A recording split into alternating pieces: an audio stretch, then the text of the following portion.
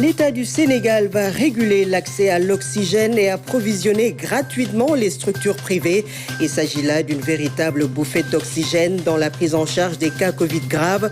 Le ministre de la Santé a constaté la disponibilité suffisante de cet élément essentiel dans le traitement des malades.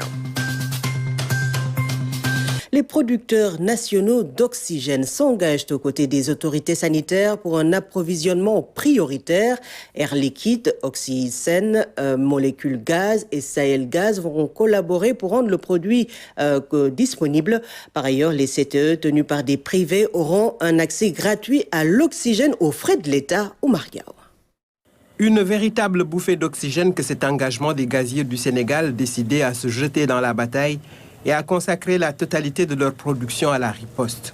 J'ai été à ce niveau-là très satisfait de leur contribution et de leur réaction très patriotique qui consiste effectivement à me dire nous sommes engagés avec l'État du Sénégal à nous battre pour que la pandémie sorte du pays.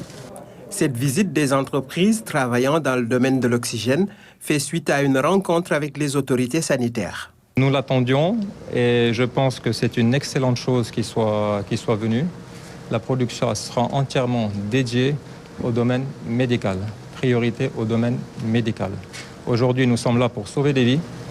Grâce à Monsieur le ministre, nous allons sauver des vies. L'engagement des gaziers ne fait aucun doute. Le reste est maintenant une question de gestion logistique, d'organisation pour un approvisionnement correct des CTE, publics comme privés. Autre élément important, c'est que ces gaziers sont désormais invités à nos réunions hebdomadaires du CNGE. Ça leur permet déjà d'apprécier ce qui est en train de se faire.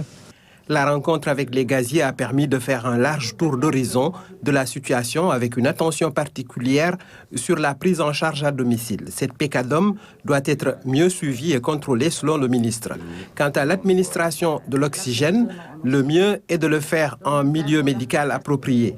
Pour le public et le privé, l'État va réguler l'accès à l'oxygène médical.